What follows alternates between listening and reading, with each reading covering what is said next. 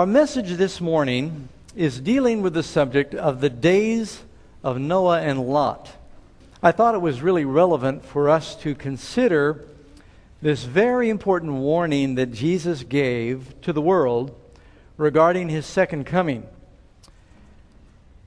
And during our scripture reading, Christ gave a number of signs and conditions that existed in the days of Noah and Lot. He said, you will see that repeated prior to the second coming. I love history. It's one of the only subjects I did well in school because it's made up of stories, and I like the stories I always remember very well. And Rome was, of course, the greatest empire of the world in its glory, which was largely during the time of Christ. From Julius Caesar through the 40-year reign of Augustus Caesar, that was really Rome in its prime in many respects. The territory reached through the Mediterranean, Spain, finally off into Great Britain and parts of Persia, Egypt. Tremendous empire. We always think of Rome and the decadence of Rome, but for a while there, Rome was a very well-run, organized, moral culture. They called it Pax Romana, the Roman peace. Divorce was prohibited, greatly frowned upon. They respected freedoms, especially among Roman citizens. There was a lot of morality. The Roman soldiers were the police force, and laws were enforced, and freedoms were respected, and it was, for the day in which they existed, somewhat of a moral empire. But with success came prosperity, and with prosperity, slowly the morals began to erode. And a lot is said about the fall of Rome, because we know that when Babylon fell, it fell in a decisive battle with Medo-Persia. We know that when the Persians fell, they fell in a decisive battle with Alexander the Great. And the Greek Empire fell to the Romans. But when Rome fell, it's been the subject of a lot of study. It was a crumbling. It was like an erosion. It happened little by little. It wasn't one battle where someone came and conquered Rome. Although many like Hannibal tried, they had failed. In his classic, Edward Gibbon wrote regarding the fall of the Roman Empire, he attributes the fall to 5 things. And here's what they are. And see if you see any similarity between these things that pre-existed before the fall of Rome and what's happening in our nation and world today. The undermining of the dignity and the sanctity of the home. Does that exist in the world today? It seems like instead of parents having the responsibility for the children, that's being shunted over to the government and the state. The increasing taxes and the spending of public money for bread and circuses. This is what was happening in Rome. One of our founding fathers, I can't remember which one, he said that as soon as the people realize they can vote themselves benefits from the national treasury, we're doomed. And when the people realize they can vote in people that will give them benefits, we're doomed. I think that day has come. Point number 3, Gibbon said in his book, the mad craze for pleasure with sports becoming exciting and more brutal. Of course, you know what happened in the Colosseums with the entertainment and the gladiators and the persecution of the Christians. Do we have sports becoming more brutal? The extremes? Extreme everything now. The building of armaments when the real enemy was the decadence of the people. The decay, in point number 5, was the decay of religion with faith fading into mere form, but true morality in religion was lost. All these things we can see existing in the world today. Philip Myers, in his book, Rome, Its Rise and Its Fall, he observed, speaking of the fall of Rome, almost from its beginning, the Roman stage was gross, and immorality was one of the main agencies to which must be attributed the undermining of the originally sound moral life of Roman society. So absorbed did the people become, speaking of in the stage, in theatrical performances, so absorbed did people become with DVDs in ancient Rome. I'm just wondering if you're listening. in the indecent representations of the stage that they lost all thought and care for the affairs of real life. People began to live in a fantasy world. Everything they talked about was entertainment today. They wanted to know what's happening in Hollywood. And it's like people lived in this fictitious world of what's going on with the stage and the latest performance and the entertainment and the sports and the pleasures. And I thought that was interesting because it reminds me of the statements that Jesus makes regarding the last days. And by the way, Jesus is not the only one. 2 Timothy 3, verse 1 through 5, Paul describes conditions in the world prior to the second coming. Oh, why am I preaching this message? It's because I think we're near the end of the world. And I want you to think about the signs that the Lord is giving us socially. 2 Timothy 3, verse 1, but this know that in the last days perilous times will come. What is the peril? Men will be lovers of money, lovers of themselves, lovers of money. By the way, what is God? God is love for others. What is sin? It's the opposite of God. Sin is love for self. So where you've got a lot of love for self, you've got a lot of sin. Lovers of themselves, lovers of money, boasters, proud, blasphemers, disobedient to parents, unthankful, unholy, unloving, unforgiving, slanderers, without self-control, brutal, despisers of good, traitors, headstrong, haughty, lovers of pleasure more than lovers of God, having a form of godliness, but not denying its power. They still got the form of religion. Did the people that crucified Jesus have a form of religion? A lot of religious rite, ceremony, ritual, but not the power of love. And from such turn away. I'd like to return to the passage in Luke that we started with, and I want to bring to your attention the specifics that Jesus mentions. Luke 17, this is one of the places in Luke where Jesus tells about signs before the second coming. It's also in Luke 21, Luke 17, Luke 21.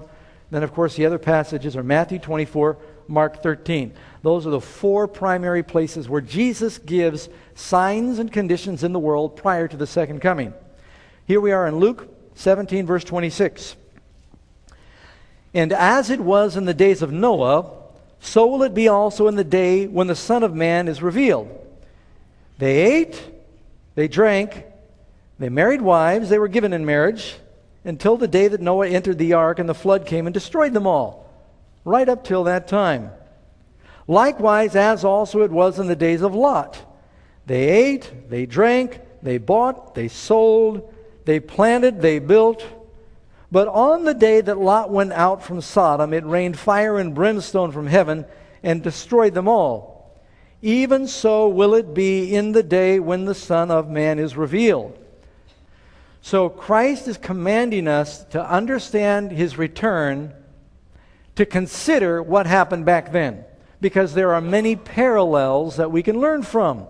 Now listen to the specifics I've itemized here. Eating? Anything wrong with eating? If so, try and give it up. I mean, you got to eat, right? Drinking? Marriage? Planting? Building? Buying? Selling? Oh, why would Jesus give those things as a sign of the second coming? The Lord is not saying just these events by themselves, but these events to excess. These events become the God. Let's start with eating and drinking. And by the way, you've heard about the wild orgies they had in Rome. That we always think about the immorality or the sexual perversion connected with that, but it was often around food. They were living for food. It was just one never-ending potluck. Matter of fact, and I don't want to gross you out, and I don't want to be insensitive, but it is a fact of history that the Romans would gorge themselves at these feasts. Then they had a place where they would go and regurgitate what they'd eaten. They called them vomitoriums. And then they'd go eat some more. Now, there's nothing wrong with eating, but how many would agree that's eating to excess? I mean, it's one thing to eat to live. It's another thing where you live to eat. The purpose in life is just the pleasures, the hedonistic pursuit of physical pleasure. Notice, talking about Sodom and Gomorrah, when you think of Sodom and Gomorrah, we typically think of the sexual perversion, right? And the Bible talks about that. Listen to what Ezekiel says was one of the principal problems in Sodom and Gomorrah. Look, this is, by the way, Ezekiel 16, verse 49 and 50. Look, this was the iniquity of your sister Sodom. She and her daughter, meaning Gomorrah, had pride, fullness of food. You know, one of the reasons for that was, the Bible tells us, that the valley of Sodom and Gomorrah was like the garden of God. One reason Lot wanted to go there is it was a very fertile area before it was destroyed and it turned into a valley of salt. It was like the garden of God. They had an abundance of crops and food and grass and pastures for the sheep. And Lot didn't plan on moving into the cities of Sodom. He cast his tent towards Sodom. And gradually, you know, he started out camping outside the city and little by little shopping in the city. Pretty soon they thought, well, you know, they've actually got so many conveniences in the city, and maybe it might have been some pressure from his wife and children because the malls were in Sodom. And so pretty soon he was living in the city by the time the angels came. It vexed him, though. He didn't want to be there, so it made you think there must have been some outside pressure. But there was an abundance of food. That's one of the characteristics. Do we eat to live or live to eat? I was reading this article. You've seen me quote it before, and this is a cover from National Geographic. We now have more overweight people in the world than hungry ones. There are more than 1 billion overweight, overnourished people in the world and 800 million who are undernourished. We always heard about all the starving people in the world. This is the first time in the history of the world that there have been more people that are actually overnourished than undernourished. Would you say that we've reached the age where we are eating and drinking in abundance? And it goes on there, if you keep reading in Ezekiel, talking about Sodom, if you read in verse 50, and they were haughty, and they committed abomination before me, therefore I took them away. What is the abomination that they committed in Sodom? Not only the eating and drinking and idleness. Oh, by the way, I left out the idleness. We have more idleness now. When America was founded in the 1700s, and even if you go back 100 years, 80% of people lived on farms. They lived in rural communities. Now, because of the mechanization of farming, only about 20% of the people in North America live in rural communities. 80% live in the cities and the great metropolitan areas. There's so many machines that do all the work for us now. We've even got robots that do what used to be done in factories. And there's a lot more ease and idleness. And you know how many people now, when advertising portrays the average American worker, you know where they are? They work in a cubicle at a desk sitting. The average American worker is working in a cubicle, sitting. But one of the sins, it says they committed abominations. What is that abomination? Leviticus 18:22. You shall not lie with a male as with a woman. It is an abomination. The abomination was sexual perversion, homosexuality. And if you still have any doubts, Jude chapter 1 verse 7, Sodom and Gomorrah and the cities around them, in similar manner to these, having given themselves over, they gave up to it, sexual immorality and going after strange flesh. Romans chapter 1, Paul refers to that as that which is not natural. Perversion. More specifically, homosexuality. And this is a delicate subject, and I'm not going to spend a lot of time on it, but I think it's an irrefutable sign of the times that was once declared inappropriate and illegal in North America. And by the way, there is a word based on the town Sodom that coins that behavior, is now warmly accepted in the general culture, and the laws are there to protect. I don't know if you've been plugged into what's happening even here in California, but there are 2 or 3 laws on the books right now that will increase the rights of people that might have alternate sexual preferences. Would you say that that prophecy is fulfilled as it was in the days of Lot? Yeah, I think so. Sexual perversion.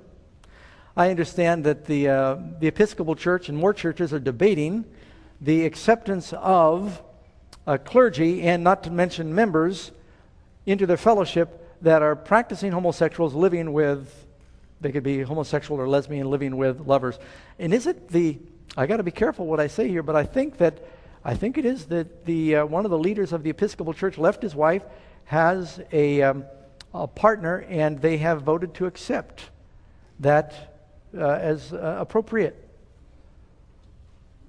Well, you got to read a different Bible than I read to come to that conclusion. And I think that either God needs to apologize to Sodom and Gomorrah or something's going to happen.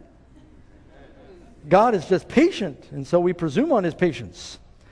Another characteristic is the buying and the selling. Anything wrong with buying and selling? How many of you bought or sold anything this week? Is it a sin to buy and sell?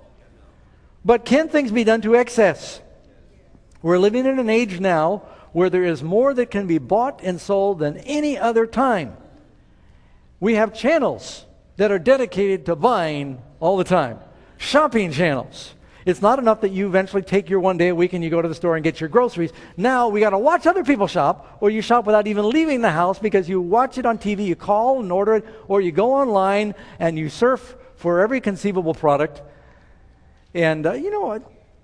There are some advantages to buying things online. You can sometimes get some good deals, but think about the materialism in the age in which we live right now.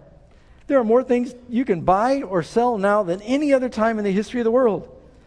The essence of the worldly man is, someone said, he knows the price of everything and the value of nothing. The world's motive is profit. The Christian's desire should be to serve, but it's worldly, collecting, building treasures here on earth. James chapter 4, verse 13 and 14. Come now, you who say, tomorrow we will go to such a city and spend a year there and buy and sell and make a profit. Wherefore you don't know what will happen tomorrow. For what is your life? It's a vapor that appears for a little time and then vanishes away.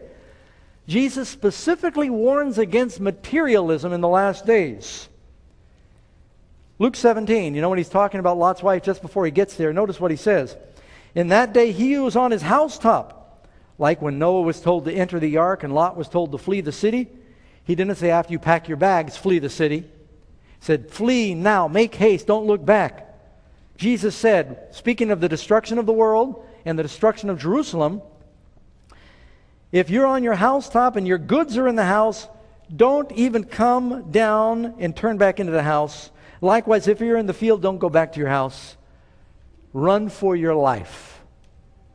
So many people would say, I want to go, but I got this stuff in my house. My stuff.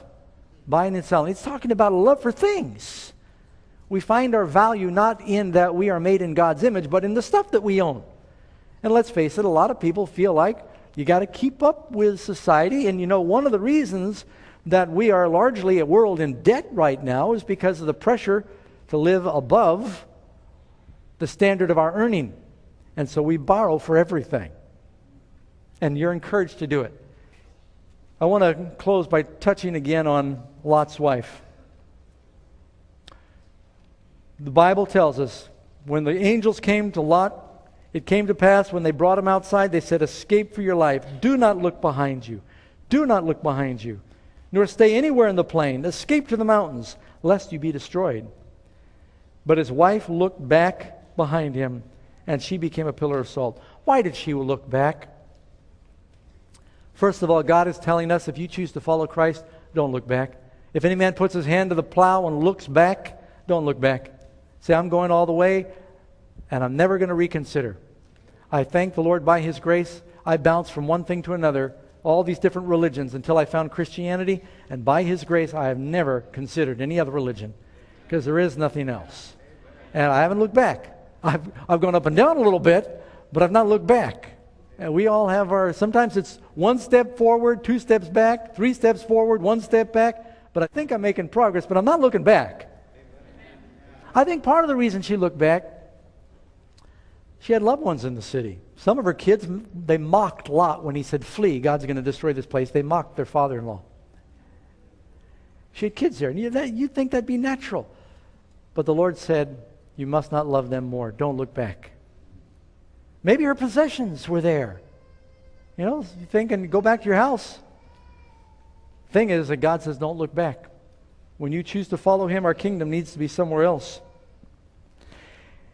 It's interesting also, in the days of Noah, the lost were unwilling to move off of their position.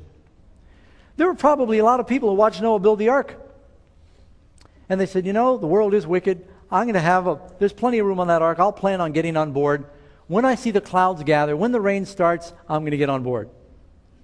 But did it ever happen that way? The door was shut by the Lord before the rain ever began. They wouldn't move at the right time when they were called. Noah made an appeal, stood in the door of the ark, and said, come. And they said, oh, the sky's clear. You must be kidding. Now? Come now? And they said, no, well, we'll wait. And when we see the water starting to gather, then we'll come. But God shut the door, and that was it. Probation was closed. They wouldn't move out of Sodom. They just were stuck in the rut of saying, well, you know, one of these days. But they waited too long. You know, I thought it would be healthy to look at the contrast between Lot and Noah. I want to be saved like Noah. Look at the difference. Lot was saved by the skin of his teeth. Noah was complete cooperation. Noah invested all in God's work and had no regrets about his investment. It floated during a great economy recession, didn't it? His investment. Lot waited too long and he lost his whole investment. Lot chose the life of convenience and made no preparation for the future. Noah followed a life of hardship and holiness. As a result of that, his family was saved.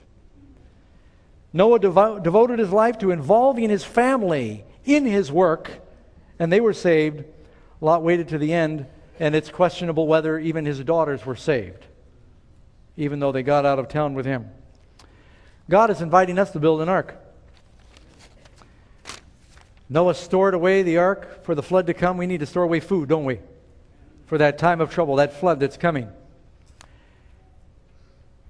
Those that listened, they were preparing an ark. We need to be preparing an ark, don't we? In our families, be building. In our church, isn't our church supposed to be an ark? That's why we keep doing evangelism here, and I'm glad you folks don't get tired of seeing other people come to the Lord. I can just look around and see so many of you who've come just in the last few years, and your lives are changed by the gospel. It'll be nice to have more room for people. Folks end up coming to Central, we run out of room, and then they transfer to other churches, which is okay, but we want to be a place where people are coming to the Lord. I started talking about Rome. I might end talking about Rome. I'll never forget when I went to a place called Pompeii. I was 16 years old when I was living on that boat that went through the Mediterranean, and they showed us the ruins. It's now one of the most popular tourist attractions in Italy. Back in 79 AD, it was the Sodom of the Roman Empire, Pompeii.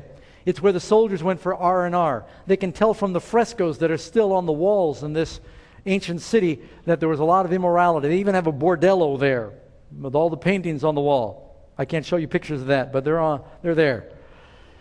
And very immoral life. I also think it's interesting that the same Roman legion that had been under Titus, that had destroyed Jerusalem in 70 AD, were now vacationing in 79 AD when Mount Vesuvius erupted violently and the city was suddenly covered by ash. And it was an example of a catastrophic judgment that fell on that city. You know, the Bible tells us that what happened in the days of Noah and what happened in the days of Lot are set forth before us, an example of how the wicked are going to perish. There are two choices. We are delivered from temptation or reserved for judgment. If we choose now to ask God to have complete control of our lives and say, Lord, deliver us. We don't want anything in our lives that comes between you and us. He'll do that for us. Friends, the Bible tells us that we have a spectacular homecoming to look forward to in the very near future. The Scriptures clearly describe an awesome, earth-shaking event as Jesus returns to take His people home. For the saved, it'll be the most joyous occasion imaginable. For others, it will be terrifying. That's why God wants you to be ready for the day of the Lord. Yet there are many confusing and counterfeit teachings regarding how Jesus is coming. You can learn the truth about this phenomenal event in a book that we prepared for you. It's entitled, Ready or Not. You won't want to miss out on what this book reveals regarding what is really going to happen when Jesus returns. We'll send this amazing book to you for a donation of $20 or more. Please call the toll-free number on your screen and ask for offer number 1002. Or go to our website. It's amazingfacts.org. If you prefer, you can write us Amazing Facts, offer 1002, P.O. Box 1058, Roseville, California 95678. Well, time is up for this edition of Amazing Facts Presents. Until we meet again, remember, Jesus is the truth that will set you free.